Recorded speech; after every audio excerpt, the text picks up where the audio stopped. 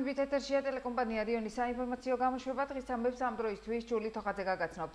პოლიტიკური ცენტრი გირჩის ქუთაისის ორგანიზაციის თავმჯდომარემ საქალაქო სასამართლოს გადაწყვეტილება გაასაჩივრა.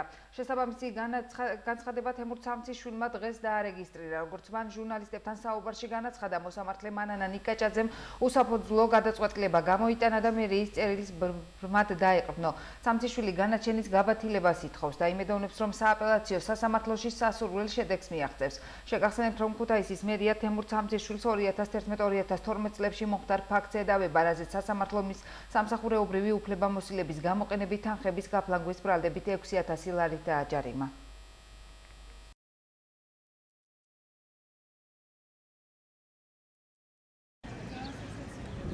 სრულიად უსაფუძვლო შეიძლება ითქვას უნამუსო გადაწყვეტილებაა, მაგრამ იმის ვიტოვებ, რომ სააპელაციო სასამართლომ გადაწყვეტილება შესვლის, მან არ გაითვალისწინა არც ერთი არგუმენტი ის, რომ ხანდაზმულობა გასულია საქმის და თუნდაც მერია ზიანი მიდგომოდა ამ ზიანს უკვე შესაბამისი შეპესი ანაზღაურებს, რომელმაც მერიასთან გარიგებით გადაწყვიტა ამ პრობლემის მოყოლება, ასე რომ უნდა დაველოდოთ სააპელაციო რა გადაწყვეტილებას გამოიტანს. უხნალექიანობის შედეგად ატყორილი ოჯახი, რომელიც ციციაშვილის ქუჩაზე ცხოვრობს, დახმარებას ითხოვს. პრობლემას წლების მანძილზე დაზიანებული სანიაღვრე სისტემა წარმოადგენს. გეგმავს თუ არა სარეაბილიტაციო სამუშაოების განხორციელებას ადგილობრივი თვითმმართველობა აღნიშნულ მისამართზე. ვრცლად ნახეთ ჩვენი სიუჟეტი. ღამით მოსული უხვინ ალექის შედეგად ქუთაისში მცხოვრებმა ამრიკიშვილების ოჯახს პრობლემები შეექმნა. სახლის პირველი სართული დაიტბორა და როგორც ოჯახის დიასახლისი აცხადებს, მათ მთელი ღამით მოვარდნილ წყალთან მოუწიათ გამკლავება. დასახმარებლად ადგილზე სამაშველო ბრიგადაც გამოიძახეს. დაახლოებით 3 საათი იქნებოდა დაიწყო წვიმა. ჩემი მეუღლეს აქეძინა და ატყდა ერთი ამბავი, რომ ჩამოდი წყალი შემოვარდაო და ჩამოვედი და ასია ნახევარზე მთლად წყალი სახლში იყო. მე აუყვირდი უცებ დამეხმარა მეზობლები, მთელი უბანი აქ იყო და ავიღეთ ეს წყალი, ყველაფერი ზოგი გძირს გადავაქციეთ იქით ზოგი. გამოვიძახეთ სამაშველო და სამაშველო მოვიდა და ესო სანამდე წყალსო თავისი სააქო, სანამდე არ აიწევს, მანამდე ჩვენ უფლება არა გვაქვს, რომ ამოვტუმბოთ. კარგი, ავიღეთ ის ავწმიდეთ და ასე კიდე 6 საათი იქნებოდა დაახლოებით, კიდევ დაიწყო მეორე წვიმა და იმაზე მეტი ვარეს, მაშინ იყო მეორედ ეს რო გამოანგრია. და კიდე გამოვიძახეთ, ისევ ისინი მოვიდნენ ის ხალხი. ხო და არაფერი წავიდნენ ისევ. მე მერიაში დავრეკე, მოვიდნენ ისინი დაგეხმარებითო, აგერავართო და მოგეხმარებითო, ახლაც აგერ იყვნენ მოსული და თორე ბოლო-ბოლო მე ვთხარი ავანგრევთ და სადაც არის გაბედნულია შეიძლება რაიმე, ან შეიძლება დინება არკმარა, მე რა ვიცი. სულ შიშის მედებაში ვარ, ერთი თვის უკან კიდევ ასე გაიმეორა. პროიფსება კანალიზაცია ტრაპები, არ ყოფნის. გასასვლელი როგორც ჩანს ტრაპებიდან ამოდის ტუალეტშიდაც, შემოსასვლელშიდაც. სავსეა ყველაფერი. ანტისანიტარია არის და ვთხოვთ ქუთაისის მერიას, რომ დაგვეხმაროთ. როგორმე გამოყოთ ესეთი ზომები, რომ მოგვაქციეს ყურადღება. დაზარალებული ოჯახი დღეს ნაციონალური მოძრაობიდან მოინახულეს, როგორც ნიკოლოზ ნარსია აცხადებს, ქუჩაზე ღვარსადენის სისტემა მოუწესრიგებელია და ის ქალაქის თვითმმართველობას პრობლემის მოგვარებისკენ მოუწოდებს. ამ უბანში დააგეს ბეტონის გზა, სადაც არ არსებობს ღვარსადინი არის და შიგნით არის კაბელი და მოუწესრიგებელი აქაურობა და ყოველ წვიმის დროს შედის სახლში, ამ ქალბატონის სახლში შედის წყალი, რამოდენიმე მოსახლე იმაშუება, რა ქვია, იტბორება და მოუწოდებ ხელისუფლებას, რომ მოვიდეს და გააკეთოს ნორმალურად ეს ადგილი, ეს ქუჩა და მიაქციონ ყურადღება აუცილებლად რა. იმიტომ ყოველ წვიმის დროს იტბორება სახლები. როგორც ქუთაისის მერიის კეთილმოწყობის სამსახურის მთავარი სპეციალისტი გიორგი ფესტვენიძე განმარტავს, ციციაშვილის პირველ შესახვევში მდებარე 10 ნომერის შენობა ნაგებობა სანიაღვრე სისტემაზეა დაშენებული, რაც აფერხებს შესაბამისი სამუშაოების ჩატარებას, თუმცა უახლოეს მომავალში პრობლემის მოგვარება შეეცდებიან. უშინგვიან ღამით დაფიქსირდა აღნიშნული სანიაღვრიდან წყლის გადმოდინება, შევისწავლეთ მდგომარეობა და აღმოჩნდა, რომ აღნიშნულ სანიაღვრეზე აშენებული არის შენობა ნაგებობა, რაც გარკვეულად აფერხებს საექსპლუატაციო ზედამხედველობის განხორციელებას, ანუ ვერ იწმინდება კონკრეტულად არხი, მაგრამ შევეცდებით, რომ უახლოეს მომავალში მოვაგვაროთ აღნიშნული პრობლემა. ციციაშვილის პირველი შესახვევის მაცხოვრებლები პრობლემის მოგვარების იმედად რჩებიან. თვითნებური ცვლილება 22 ნომერ ავტობუსის მოძრაობის გრაფიკში დაუკმაყოფილო მგზავრები, რა გახდა ინტერვალის გაზრდის მიზეზი და რა სანქციები დაწესდება მძღოლებზე, რომლებიც ხელშეკრულებით ნაკის ვალდებულებას არ შეასრულებენ. ვრცლად ნახეთ ჩვენი სიუჟეტიდან. ქალაქში მოძრავი 22 ნომერი ავტობუსები დღის 3 საათის შემდეგ მუშაობას წყვეტენ. მიზეზის დასადგენად ტელეკომპანია რიონს მოსახლეობამ მიმართა. ჩვენს გადამღებ ჯგუფს 22 ნომერი ავტობუსის მძღოლებმა გრაფიკის დარღვევის რამდენიმე მიზეზი დაუსახელეს. განმარტავენ, რომ გადაიკეტა წერეთლის ქუჩა, რაც მოძრაობის ინტერვალს ზრდის. ასევე პარალელურ რეჟიმში იგივე ხაზზე 35 ნომერი მიკროავტობუსი მოძრაობს, რის გამოც მგზავრების ნაკადი იკლებს. Თქვენ რა ხენით იცი? ეგერ რო დაკეტილია გზა და ჩვენ გვაწვალებენ, აი იმას მიხედეთ. მე მაგას ნუ კი ამბობ. ამიტომ რომ ვანებებთ 3 საათზე თავს. გზა დაკეტილი, ვერაფერს ვერ აკონტროლებთ, ვერ იმაშობი და ეს არის ყველაფერი მაგათი ბრალი. ყველაფერი იქნება ჩვეულებრივად, გზა რომ მოწესრიგდება ესენი გადასასვლელები, ეჯარიმები და ხულები რო შემეიღეს. ჩვენ რა ვქნათ? გადასასვლელი არა მოწესრიგებული, გაჩერებები არა მოწესრიგებული, რა ვქნათ? დაუბრუნე როგორც აღდგება წერეთელზე.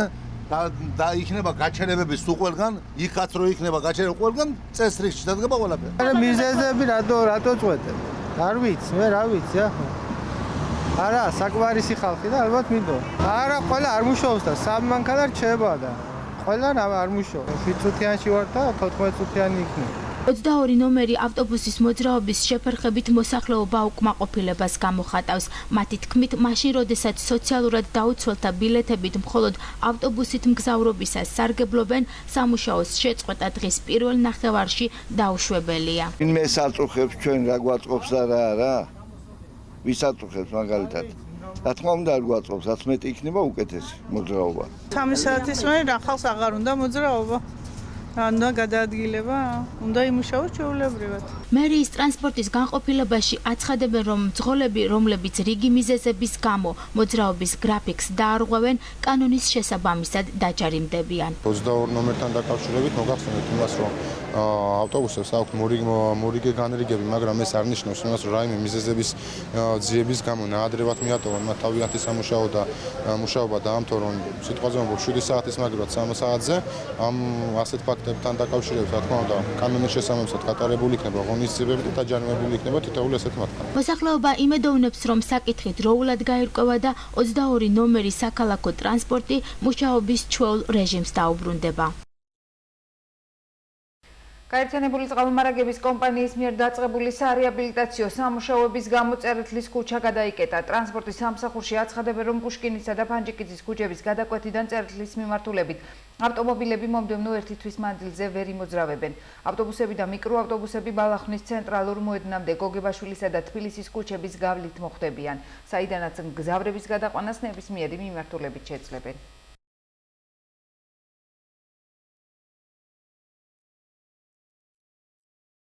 როგორც უკვე მოგეხსენებათ, წერეთლის ქუჩა გადაკეტილი არის კონკრეტულად პუშკინისა და ფანჯიკიძის ქუჩების კვეთიდან უკვე წერეთლის ქუჩა გადაკეტილი არის.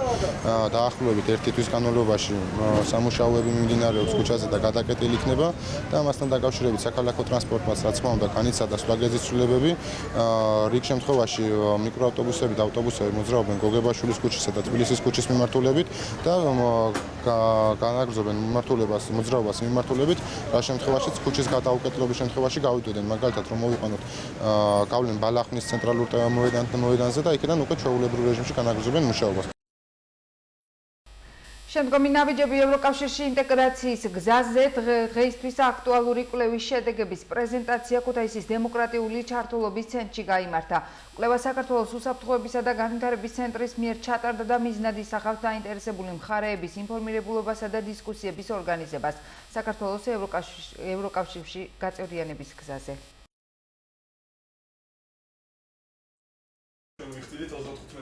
განვიხილეთ ევროკავშირში ინტეგრაციის პროცესში არსებული მიღწევები და გამოწვევები, ის საკითხები თუ რა შეიძლება იყოს ევროკავშირში გაწევრიანების პროცესში საქართველოს უახლოესი პრიორიტეტი.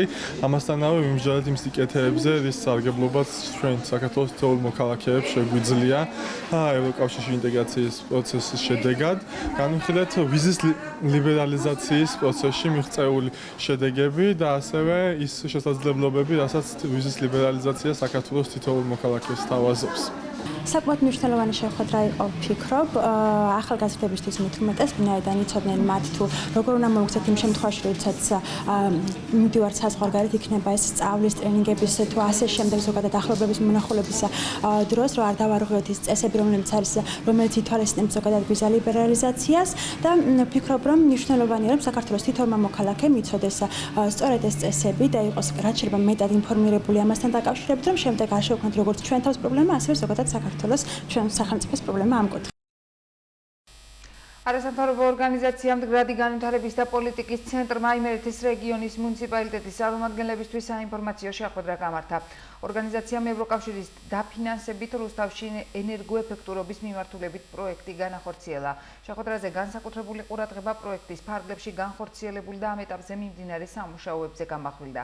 პროექტის მიზანია იმერეთის რეგიონის მუნიციპალიტეტებისათვის გამოცდილების გაზიარება და ენერგოეფექტური პროექტებით დაინტერესება. დღევანდელი შეხვედრა ეხება ევროკავშირის პროექტს, რომელიც ჩვენ მოვიგეთ ევროკავშირიდან და პროექტი შესრულდა ქალაქ როსტავის მუნიციპალიტეტთან ერთად. პროექტი არის ენერგოეფექტურ რეაბილიტაციაზე, რადგანაც 2014 წელს გამოცხადდა საგრანტო პროგრამა ევროკავშირის მიერ, რომელიც ითვალისწინებდა მდგრად ურბანულ სადემონსტრაციო პროექტებს. ალბათ თქვენ გეცოდინებათ, რომ ქალაქებს აქვს მოწერილი მერების შეთანხმება და ამ მერების შეთანხმების ინიციატივის ფარგლებში იყო შეფასებული და შემუშავებული მდგრადი ენერგეტიკული გეგმა. ზუსტად აი პირველი ესეთი ამოცანა ჩვენი იყო, რომ დავეხმაროთ ქალაქ როსტავის მუნიციპალიტეტს, რომ შესრულდეს შერჩეული ღონისძიებები სამშენებლო შენობების სექტორში. რუსთავის მუნიციპალიტეტმა ევროკავშირის ფინანსური მხარდაჭერით განახორციელა 3 საბავშვო ბაღის რეაბილიტაცია ენერგოეფექტურობის მაღალი სტანდარტით. შესაბამისად ეს საინტერესოა ჩვენთვის, იმდენად რამდენადაც საომარლო ჩვენთვის უკვე ინტერესმოკლებული ნამდვილად არ არის ფიქრი საბავშვო ბაღებში ენერგოეფექტური ტექნოლოგიების დანერგვის შესახებ. ჩვენც გვაქვს აღნიშნული ინიციატივა ევროკავშირთან მიმართებაში, შესაბამისად აღნიშნული გამოცდილება ჩვენთვის საკმაოდ საინტერესო გახლავთ. პროგრამას უცხოეთის სიახლეებით ვაგრძელებთ.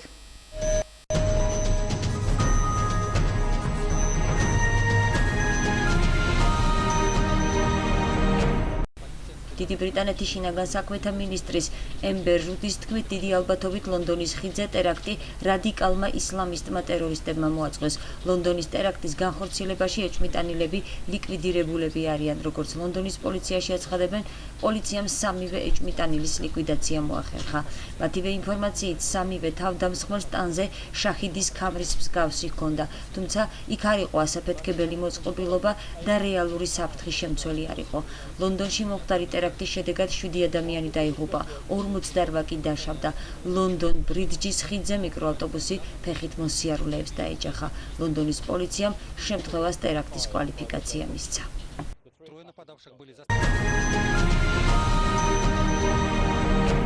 ამერიკის პრეზიდენტის დონალდ ტრამპის განცხადებით ყველაფერს გააკეთებს, რათა პასუხისმგებლობაში მისცეს ის პირები, ვინც ლონდონში მომხდარ ტერაქტთან კავშირშია. აღნიშნული შესახებ განცხადება დონალდ ტრამპმა ვაშინგტონში ფორდის თეატრში გააკეთა. როგორც დონალდ ტრამპმა აღნიშნა, ამერიკა მაქსიმუმ ძალისხმევას გამოიჩენს, რათა დამნაშავეებს პასუხი აგებინოს. მისივე თქმით, ლონდონში მომხდარი ტერაქტის საზარელია და მან ურყევი მხარდაჭერა გამოუცხადა დიდი ბრიტანეთის პრემიერს ტერეზა მეის სატელეფონო საუბარში. ჩვენ კვლავ ვაცხადებთ, რომ როგორც არასდროს მზად ვართ დავიცვათ ამერიკა და მისი მოკავშირეები საზიზღარი მტრისგან, რომელიც უდანაშაულო ადამიანებს ებრძვის. ეს სისხლის ღვრა უნდა მორჩეს და ის მორჩება კიდეც. როგორც პრეზიდენტი მე ყველაფერს გავაკეთებ, რომ ეს საფრთხე ჩვენამდე არ მოვიდეს, აღნიშნა დონალდ ტრამპმა.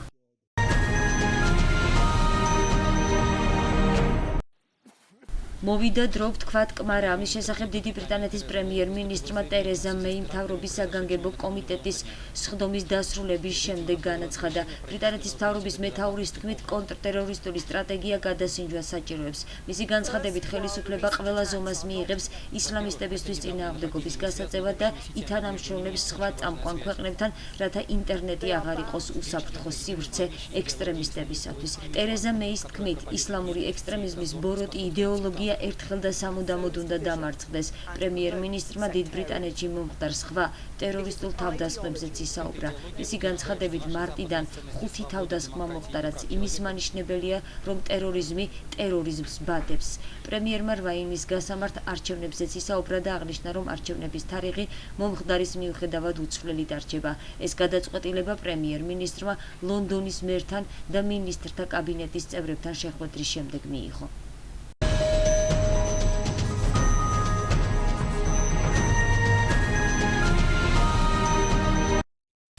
პროგრამას კვლავ ადგილობრივი ინფორმაციით ვაგრძელებთ. მიმდინარე კვირაში სინოპტიკოსები არამდგრად ამინდებს პროგნოზირებენ დღის განმავლობაში ხანმოკლე წვიმები და ელჭექიცა მოსალოდნელი. ჰაერის ტემპერატურა ბარში დღისით 25-27 გრადუსი იქნება, მთაში 20-22 გრადუსი. არამდგრადი ამინდები 11 ივლისამდე გასტან, შემდეგ გამოიდარებს და ჰაერის ტემპერატურა 30-14 გრადუსს მიაღწევს. განმავლობაში უკვე დაიწყო დასავლეთ საქართველოში შემოდინება შავი ზღვიდან ნოტიო გრილი ჰაერის მასებმა, რამაც გამოიწვია აგრილება, საკმაოდ ინტენსიური წვიმა და მაღალი ნალექი, ზოგან 39 მმ-იც კი დაფიქსირდა ნალექი. აღნიშნული პროცესები გრძელდება მიმდინარე კვირის განმავლობაში. აღინიშნება დასავლეთ საქართველოს ტერიტორიაზე ხანმოკლე წვიმა, ელჭექით. ეს ხანმოკლე წვიმა ზოგჯერ შესაძლებელია იყოს საკმაოდ ძლიერიც. ტემპერატურები იქნება ბარში 27-29 გრადუსი, მთაში 20-25 გრადუსის ფარგლებში. აღმოსავლეთ საქართველოში ცალკეულ რაიონებში მოსალოდნელია სეტყვაც. 11 რიცხვიდან საქართველოს მთელ ტერიტორიაზე გავრცელებას დაიწყებს სამხრეთის თბილი ჰაერის მასები, რაც გამოიწვევს ტემპერატურის ისევ მატებას. დასავლეთ საქართველოში ვარაუდობთ ტემპერატურის მატებას 30-33 გრადუსამდე, აღმოსავლეთში 36 გრადუსამდეც კი. ნიკია ჩემპიონატი მინი ფეხბურთში, რომელიც რამდენიმე დღის მანძილზე მიმდინარეობდა, დასრულებულია. მასში მონაწილეობას 5 გუნდი იღებდა. პირველი და მეორე ადგილზე გასულ გუნდებს ფოლადი ჯილდო გადაეცათ. გამარჯვებულებს კი გარდამავალი თასი ხვდა წილად. ტურნირი წელს პირველად გაიმართა და ახალგაზრდების ჩართულობიდან გამომდინარე მომავალშიც ჩატარდება.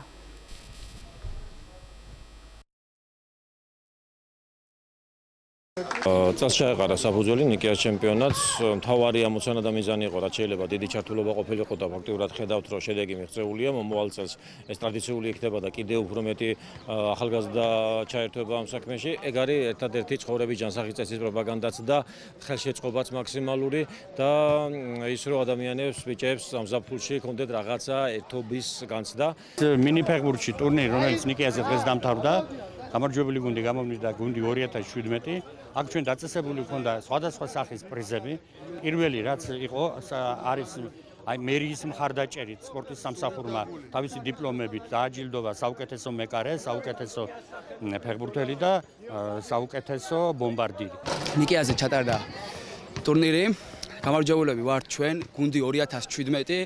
სიმართლე გითხრათ, ჩვენ გუნდს 2017, იმიტომ დავარქვით, რომ ჩვენი ძმაკაცისთვის 2017 წელი არის მართლაც რომ მნიშვნელოვანი წელი და მართლაც რომ გრანდიოზული წელი და ყველაფერში უმართებს და იმის სახელობად დავარქვით ჩვენ ეს 2017 და ასე რომ ჩვენს გაგვიმართლა, ძალიან გახარებული ვარ და დიდი მადლობა ჩემი გუნდის წევრებს და საერთოდ ამ ტურნირის ჩამტარებლებს და ყველას ძალიან დიდი მადლობა. ტაბლოს პროგრამაში ამინდის პროგნოზის დროა, გავიგოთ როგორი ამინდია საქართველოში მოსალოდნელი.